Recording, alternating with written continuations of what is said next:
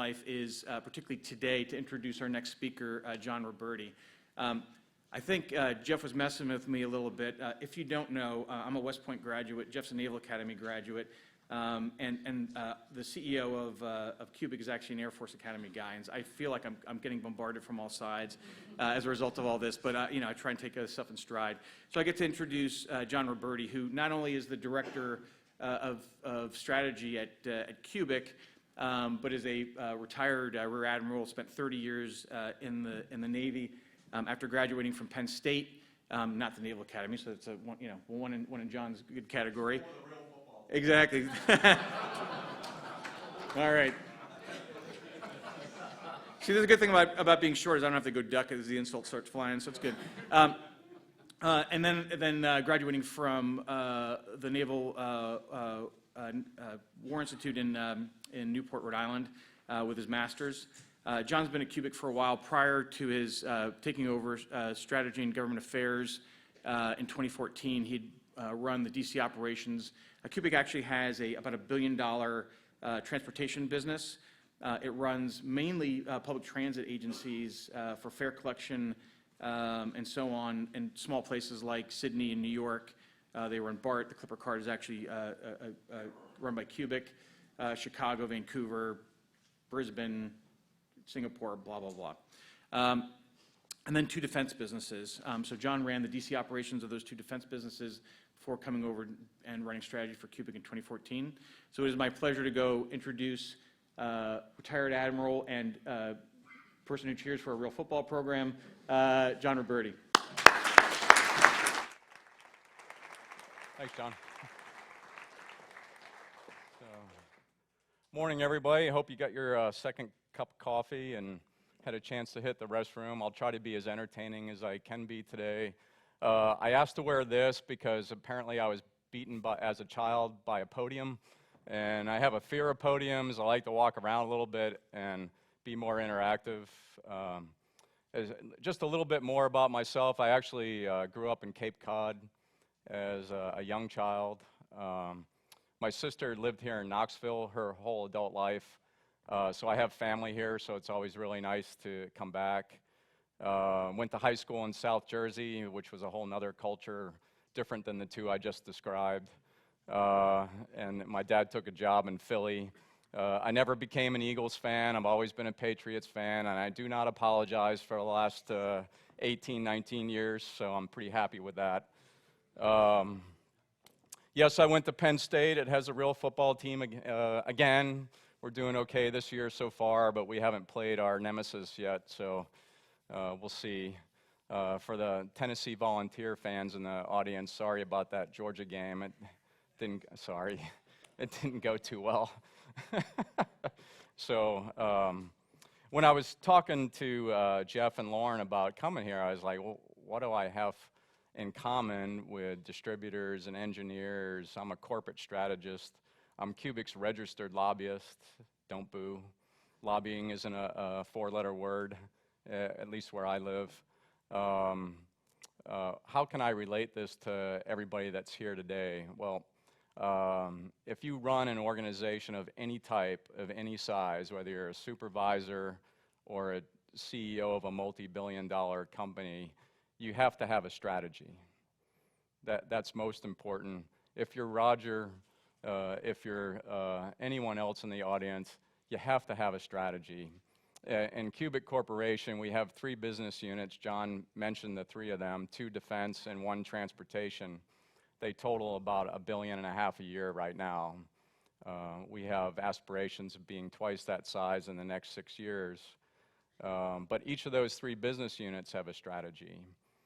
Each business unit is made up of 3, 4, 5 sub-businesses. John is one of them under transportation, Cubic ITS. He has a strategy. We have something in the order of 15 corporate functions. Each corporate function has a strategy. The strategy function has a strategy. So it goes on and on. If you want a strategy for how to cross the road today, I'm going to show you a way of how you should think about strategy today, and maybe that'll be helpful in your business. That's my connection to you today.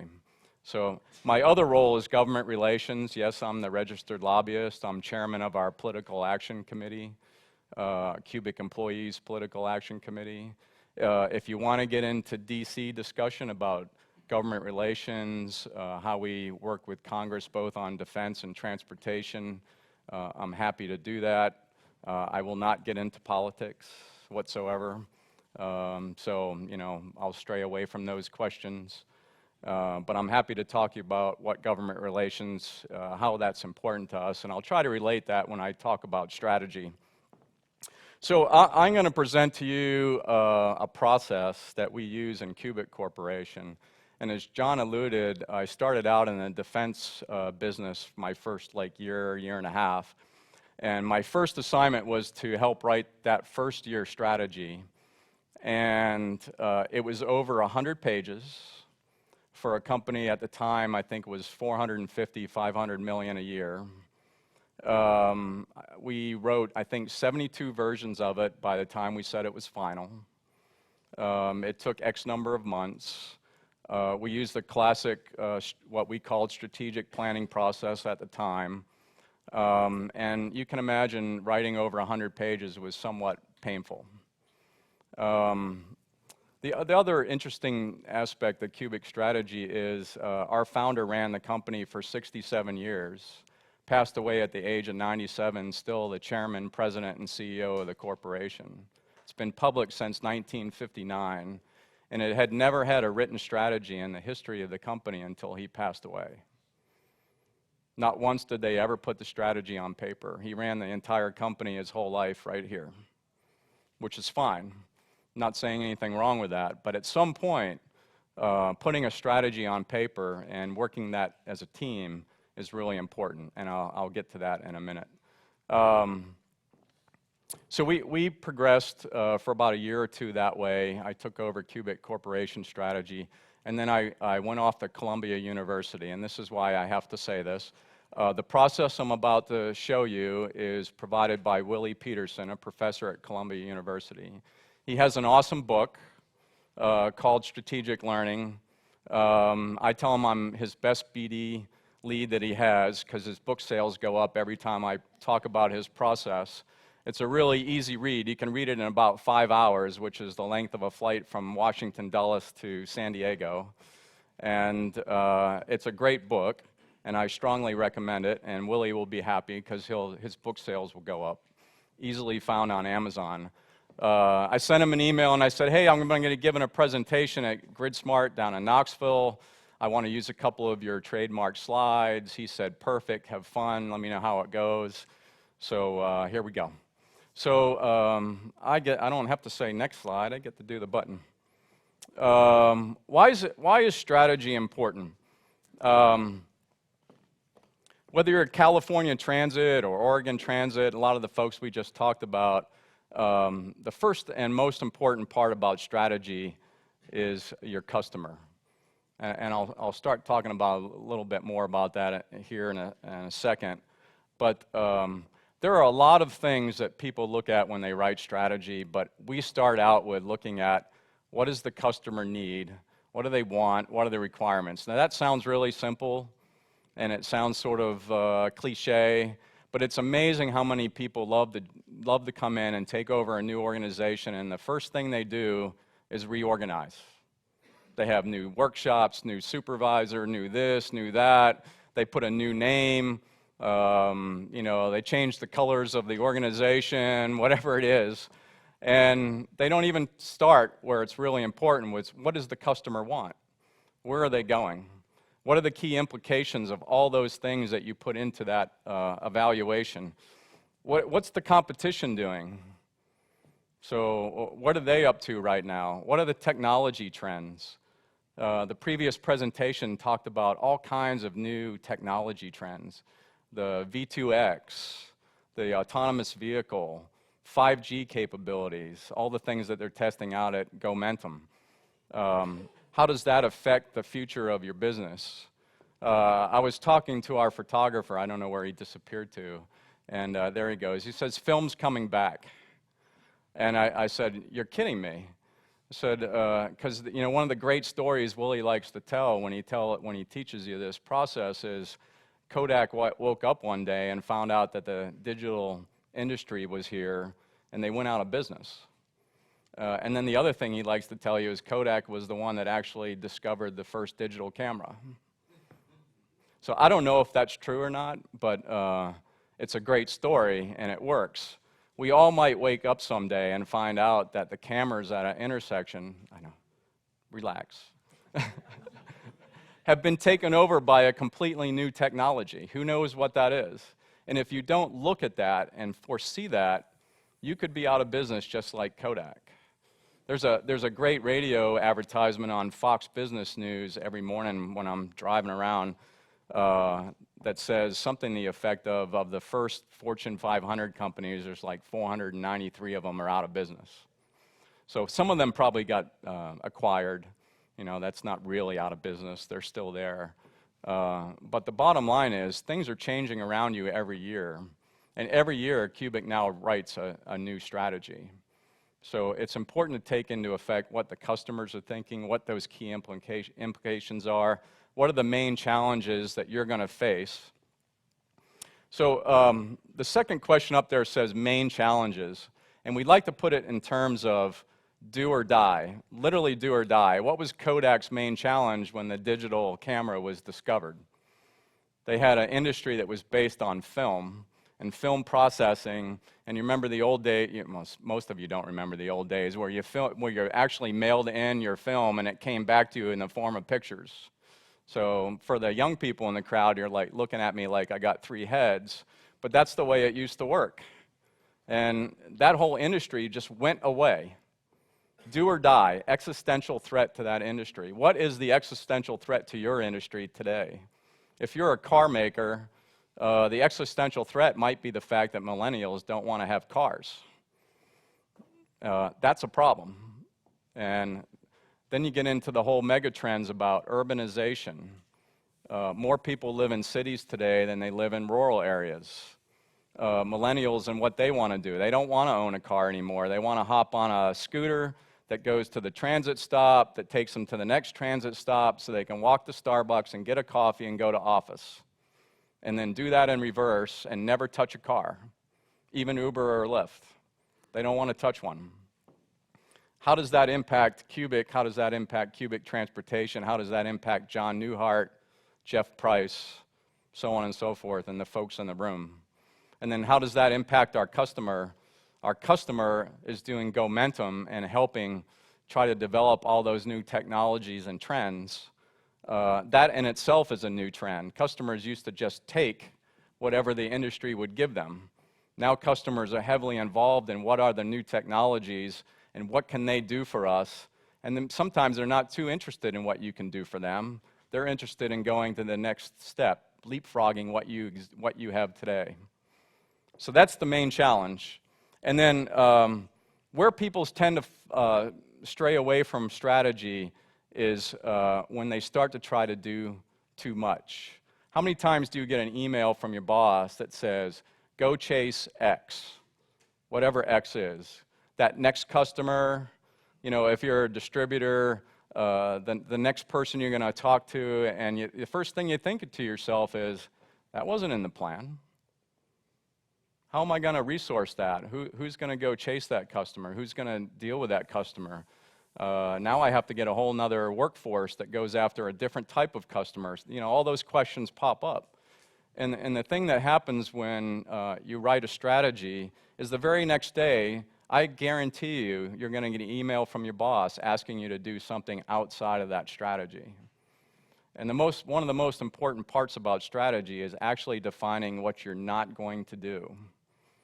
I know this is hard to believe, but even Apple has a limit on their resources. Now, I would love to have their resources, believe me. Their resources make Cubic pale in comparison when it comes to their research and development and their ability to go after new customers and produce new products. But even they have to sit down and decide what are going to be the 5 new products that they're going to offer this year. Not 10, not 20, not in this part of the world versus that part of the world, but what are they going to do and what are they not going to do? And then how disciplined are you on actually doing the things you said you were going to do and not doing the things you said you weren't going to do? And I'll give you a really great example. About 3 years ago, Cubic was faced with chasing is a bad word probably, trying to go after opportunities that involve New York, Chicago, San Francisco, Sydney, and Brisbane. Or they could go after the Middle East, South America, Central America, so on and so forth, places that we actually don't have cities like New York and Chicago and so forth. We made a strategic decision to go after those cities versus venturing off into other parts of the world. That was one of the most significant strategic decisions I've ever seen us make. And then the result of that was winning New York and Chicago and San Francisco and Sydney and Brisbane. Had we gone after 10 other cities, that result may not have occurred. And that's a real-life example of putting strategy to work and actually staying focused on what was important to us at the time. And the only reason I can bring up that example is because it's actually happened. I can't discuss the next 5 or 10 or 20 cities, but we'll get into that. So the other really important part about strategy is a term we use called winning proposition. Again, this comes from the process from Willie Peterson. Who here has heard the term value proposition? If you don't raise your hand, I'd be really surprised, right? Everybody that's ever been in a business class, ever sat in a profit and loss, ever talked about what, strategies, functions, value proposition to the other parts of the corporation are, I've heard it 1,000 times. If I could get you to walk away from this room and never use the word value proposition again, I have accomplished my mission today. So why is that? Because you have a value proposition, right? If you're in business. And if I'm a competitor, I have a value proposition. Does it matter to the customer that you have one and I have one? The only thing that matters to the customer is which one's best. Which one provides that either unique benefit that's different than your competition or something that you do that no one else in the world can do. Absolutely no one else in the world, so you're almost a monopoly. Of course, you won't be there for long because monopolies tend to attract competitors really fast. But in the meantime, it's about winning. It's not about value. You want to provide a valuable product. You want to do all the things that matter to the customer. But in the end, you have to do it better than your competition. So if you're an engineer, if you're a supervisor, you're a distributor, it's all about winning. It's all about beating the competition. It's all about providing greater value than the other person. And oh, by the way, creating greater value for your shareholder, your stakeholder, your company president, whatever level of company that you work in. Because if you don't make profit, guess what happens? You tend to go out of business. As crazy as that sounds, but eventually you run out of money. There's some great companies right now that are running very high on the stock market that still haven't produced a single dollar of profit. So you kind of wonder how long that's going to go before something stops. But we'll see. You know who I'm talking about. And then lastly, how do we execute our strategy? One of the things that Willie likes to pound in people's heads is the other term I never want you to use again is strategic planning. There's strategy and there's plans.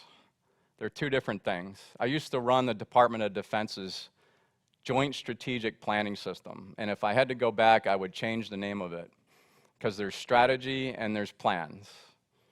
And don't mix the two, it's toxic. So first sit down and write your strategy. Oh, by the way, it can't be 100 pages. It can only be 10. That's the most you're allowed to have now. Guess what? For 5 years now, we've written 10-page strategies at Cubic. So I'm very happy. But at the same time, don't write your plan into your strategy and vice versa. They are two separate things. Create your strategy, then go out and do your plan. So let's see. I'm going to go to the next slide and put this all in context, and then we'll open it up for conversation because I'm getting close to my 30-minute mark. Where I'm going to start you is at the 12 o'clock position at the top, conduct a situation analysis. Who considers themselves the chief strategy officer for their part of the business? Raise your hand. Jeff does. John does. Yourself? What business you in? I'm a city traffic engineer. Great. For which city? Traffic engineering department for the city. For which city? Suffolk, Virginia. Suffolk, really? I used to work in Suffolk at the Joint Warfighting Center. Yeah. So right near the Walmart there. Yep. So as a chief strategy officer, it's really important you start doing the situational analysis. I got to it before, but first you start with the customer and their priorities, then the competition and how they are serving the customer, and then you go to the industry trends. We heard a lot about industry trends in the previous presentation. I'm sure not a lot of that was new to you, but what's amazing to me is like 2 or 3 years ago, you probably wouldn't have heard a lot of those terms. You wouldn't have seen that kind of partnership going on. Things are really moving fast when it comes to transportation technology and how that's going to affect CTS and everybody in the audience. And then you look at the broader trends like the political, economic, geopolitical trends. Someone mentioned, we were chatting before my presentation about the price of gas. Who knew that a drone from Iran could land in somewhere in Saudi Arabia and drive the price of gas almost overnight? Now in hindsight, you go, duh. But in reality is, it moved the price of gas pretty quickly, and those things can affect the transportation systems in a matter of minutes all the way around the world. Those are the kind of things some you can plan for, some you can't. Some are what we call black swans. 911 is an example of a black swan. The Great Recession that was mentioned earlier is probably an example of a black swan. A black swan is usually one of those things where you go, wow, I should have seen that coming, but yet you still didn't. The drone attack on half the oil in Saudi Arabia was one of those things. Shouldn't have been hard to institute or look at. And then lastly, you look at your internal realities. What are my constraints? How much money do I have for research and development, bid and proposal, how many people I have, what are my resources, so on and so forth. So we take all that information and we grind it down into the key insights and the main challenges, the things I talked about before, and then we define the strategic choices and vision for the company. That's how it works. This will work for you no matter what level you work at. And then from there we do this. We decide where we're going to be competitive. We look at which arenas we're going to compete in, which customers we're going to serve, and then what we will offer them. This is pretty simple. What products are GRIDSMART going to offer next year compared to this year? What customers are they going to go after this year compared to last year? What arenas are they going to work in? For Cubic, it's really about what parts of the world are we going to work in defense and in transportation. So are we going to work in the Middle East? Are we going to work in Asia Pacific, South America, so on and so forth? Or are we just going to stay in the continental US? Reality is Cubic does business in over 60 countries today, and that's going to continue to grow. The reality is we've done business in about 60 countries for the last 70 years.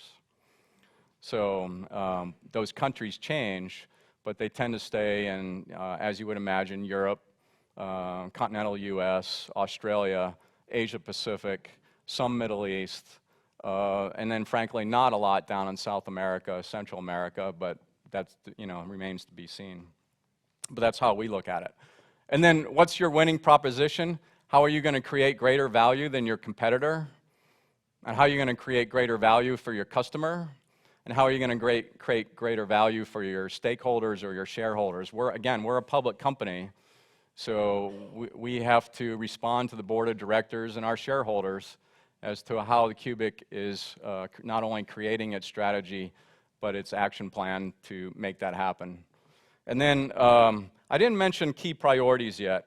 After you go through that whole process, you come down to a point where you say, what am I going to go do? This is where you shift from strategy to action, from strategy to plans. What are the things that I'm going to do that make the biggest difference? What are the things I'm not going to do that will make the least difference?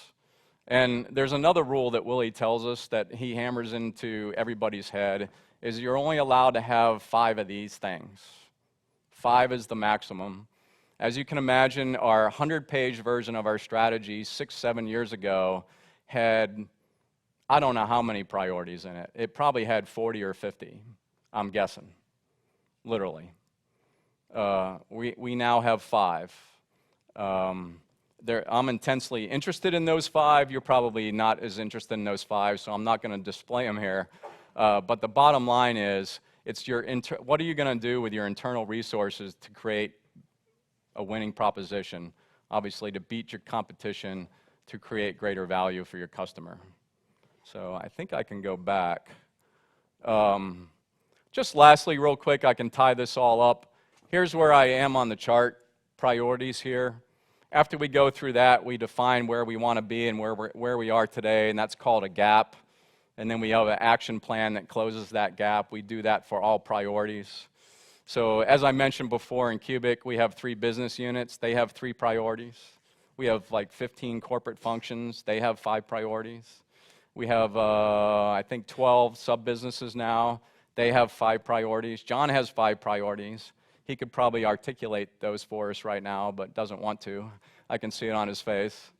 And then you go to the things that people love to do first. People love to jump to this blue circle. They hate doing that first part that I just described. They want to get right to, what am I going to measure you about? How many people do I have? What is my structure of my organization? And what's my culture? And my only answer to that is, how do you know until you have a strategy? How do you know how many people you need and how they need to be organized? We organize around our 5 priorities. Completely organized around our 5 priorities at Cubic. 100%. We did it in the right order, and we organized our structure and processes around it. Now we measure people based on the results we expect. We have created a culture called One Cubic, which goes all the way around that, and we have the right people in the right place at the right time to get things done. Then you go out and you do your actions, your plans. Your business plan is a great example of an action plan. You probably all have a business plan. Like I said, the plan hits the first day of the year, and you're like, oh, things have changed, and I'm going after that new customer already. That's okay, things change. But, stay true to your priorities. And then we do this all over again. We do this every year. Best practice is you do every 3 years, you do this from a bottom up, complete rewrite. We just did that. And we just announced our next strategy that covers the next 6 years. So that's my journey at Cubic. I would love to talk to you about government relations as well, if you'd like to. We had an opportunity to chat before the presentation about lobbying Congress and their policies involving transportation and where all that money goes and all that authorization goes. And I'm happy to talk about defense if you'd like to. And I told you before, I'm going to stay away from politics, because politics in this country have become quite interesting, if you haven't noticed. So that's it. That's all I got. Any questions? I wowed you. Coffee hasn't settled in yet. John. I paid him to do this. You're kind enough not to put me on the spot. I'm going to put you on the spot. I apologize. I think it would be interesting to know a little bit about transportation funding. Yes. And just kind of the process of working with Congress in the Hill and how, Sure. admittedly, pithily how that works. Kind of thing. Sure. I've been doing government relations and Washington ops for about 6 or 7 years for Cubic now, but I didn't take over the lobbying until 4 years ago. I thought I knew D.C. Wow, there's a whole nother world involving lobbying that I didn't know existed. So let me try to, a couple things that are important. I'll start with transportation. I can touch on defense real quick, but The way Congress works is there's authorization bills and there's appropriations bills, for those of you that aren't familiar with the process. And in transportation, the biggest funding mechanism that was recently passed by Congress is called the FAST Act. And I forget what FAST stands for, but it's basically future something surface transportation, I believe is what it stands for. And it authorizes all the federal programs and federal money that's expended by the federal government on transportation, surface transportation. And it has grant programs for technology pilots. It involves the Highway Trust Fund, which gets into the algebraic distribution of funds from the Highway Trust Fund down to local, city, state, and regional planning organizations. That's one aspect of Congress. The other aspect is the actual appropriations. Now, the FAST Act was a 4 or 5 year bill. I forget when it was enacted, but it expires September 30th of this current fiscal year that just started. So next September 30th, the FAST Act will expire, and if it's not renewed, then there's no authorization for Congress to spend money on surface transit. That might be a problem if 12% of your customers' funding comes from the federal government, as was alluded to earlier. Because 12% is pretty significant. I mean, you know, it could be millions, if not billions of dollars, depending on who you're talking about as a recipient. So we are working actively right now with the Senate and the House on improving the next version of that. It's called, right now it just has a general name of the Reauthorization Act. They'll probably make up a new fancy acronym for the next one, but that's what's going on in Congress right now. The appropriations side, appropriations are done every year. Transportation appropriations pretty much match the FAST Act, give or take a little bit. And as you might know, none of the appropriations this year were passed on time, so we're operating under a continuing resolution that runs until November 21st, which happens to be the last work day of Congress before Thanksgiving. They did that on purpose to force themselves to do something by that date. We'll see if that happens or they do another continuing resolution. How we work with the committees on transportation and infrastructure in the House. In the Senate side, it's a little less clean. You have the Senate EPW committee, the Banking Committee, and the Commerce, Science, and Transportation or Technology Committee. So there's 3 committees involved on the Senate side, and so working those committees is a little bit more difficult just because of the complexity. On the House side, it's a little easier with just the one committee. Currently, the chairman's Congressman DeFazio and the ranking members, Congressman Sam Graves. So that's what we do. I don't know if that answered the question. On the defense side, you have the most exquisite budget known to man every year, gets delivered on the first Tuesday of every February. And it has about 1 million line items, and every one of those line items is called a program element. And Cubic obviously is a provider of one of those program elements as an example. And we're very interested in what every single one of those program elements is and how much money is in it for next year and so on. And so I do the same thing on the lobbying side for defense, but working the Hills a little bit different on the defense side. And you have different committees, obviously. So I don't know if that answered the question. Okay. Maybe that'll get another question from the city of Suffolk. So I have to admit that you really rocked my world when you asked the question, who is responsible for strategy in your organization, and I put my hand up. I've only been in the position for a couple of months, hadn't thought of myself that way before. So what I'm curious is, do you have some thoughts on how this process applies to a public agency? Yeah. So I'm going to be a little facetious. Yes, it will. This will work for anything.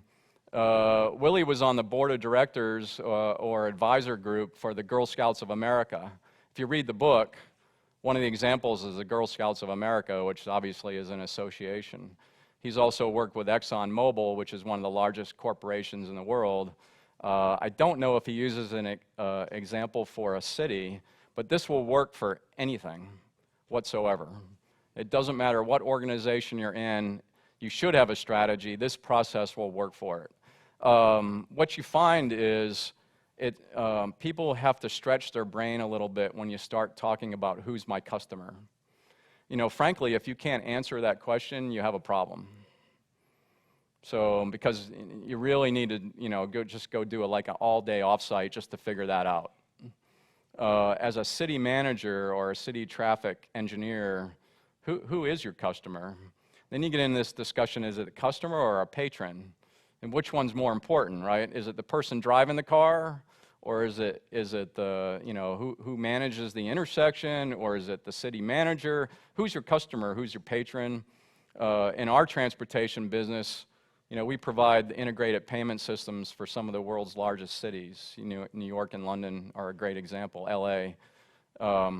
You have a customer who is the people that bought the system, and then you have the patron who's the person who uses it. And what do they care about? We're rolling out our new system in New York called Omni. The patron really loves the fact they can touch their smartphone on the turnstile and go through instead of using the old paper card. The customer loves it for a whole different set of reasons. So really defining who your customer is probably the most important thing you could do as a public agency, and then go from there. Everything else, and then you're going to have a hard time saying who's your competition, because who's really your competition, right?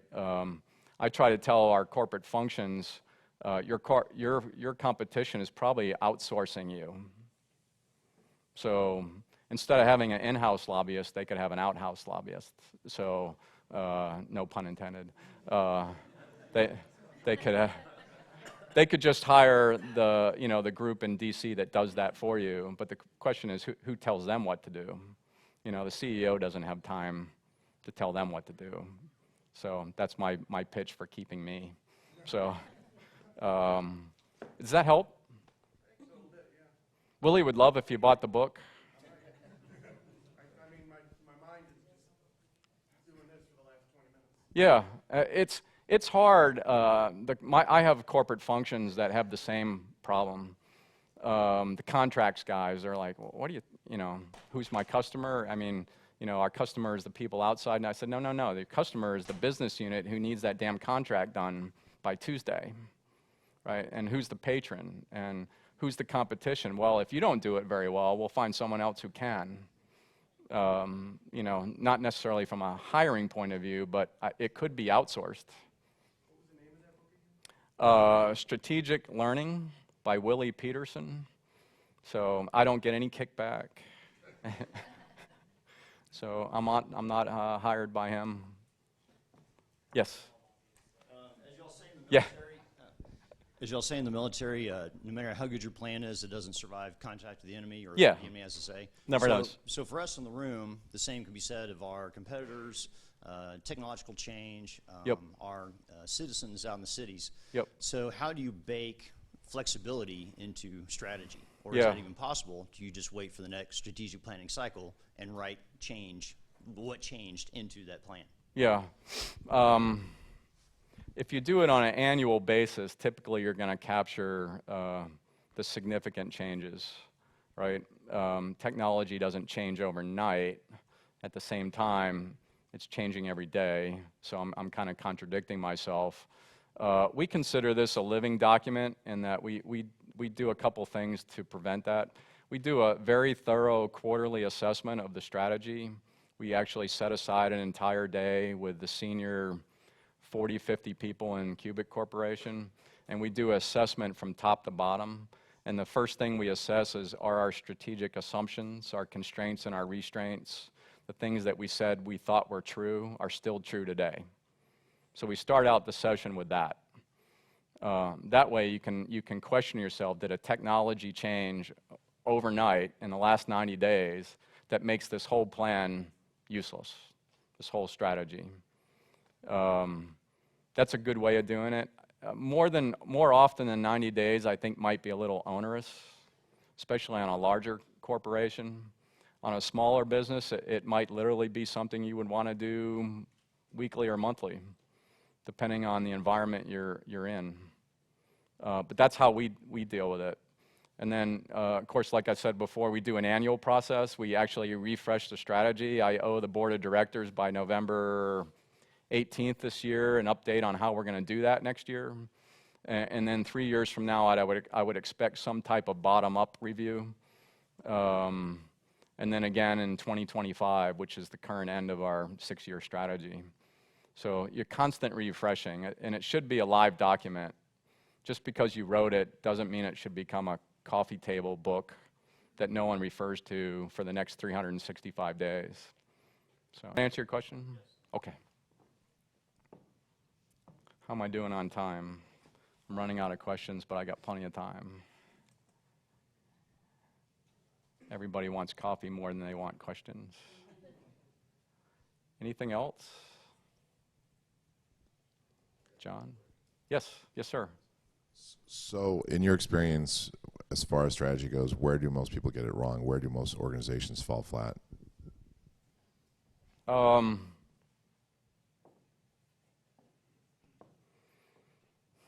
couple places, actually. That's a good question.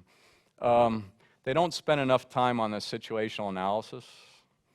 Some of that's due to the lack of resources. I mean, how many people can invest millions of dollars in business intelligence? You know, and if you can't, what is the platform you use for business intelligence? Do you pay some provider $50,000 a year to give you reports? You know, so on and so forth. I think on the trend analysis and the broader environment, most people are read enough that they can capture that.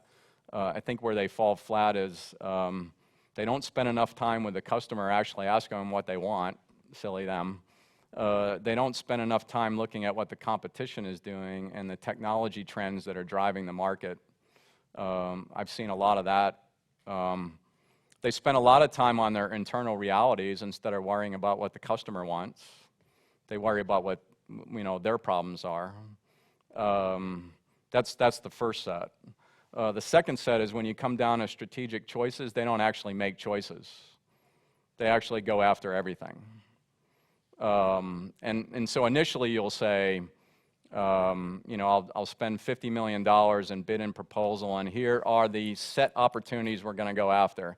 And the very next day, someone comes along and says, there's a great opportunity in Saudi Arabia. Okay, well, it's not easy to chase business in Saudi Arabia. It's going to take people and time and money. And if you decide to go after that, because it literally overnight, someone laid it in your lap. Well, what are you going to give up? Because someone didn't give you the extra $5 million to go after that. So if your budget was 50, and now you're going after another 5, where did that come from? Well, it's going to come off the bottom priority list, and $5 million just went away, and you're not chasing San Diego or wherever. So I've seen a lack of prioritization also an issue for some of the sub-businesses. And it's more like a discipline issue. Initially they come out strong. To your point earlier, the plan doesn't get through the first day without someone trying to change it. They lack discipline, and then it just kind of breaks down. They're actually not chasing their strategy anymore. They're just chasing whatever the shiny nickel is. So those are the two areas. Maybe the third is people who like to jump to the bottom blue circle and reorganize. I can't tell you how many times I've seen a new leader of whatever level organization come in, and the first thing they do is reorganize. And why were they brought in the first place? Assuming the other person didn't just die on the table the day before, they were brought in for a reason, right? Like, let's talk about the Redskins. The coach was fired on Monday morning before dawn. So they have a new coach. He probably has a new strategy and a new plan. And yet, the first thing he said was, I'm not really reorganizing. So that was good to hear. But eventually he will. He's going to come up with his own strategy and his own plan, then he's going to organize to it. And that's one of the areas where I've seen a lot of new people come in, they just reorganize. And they don't match the culture to the strategy. They don't match the people to the strategy.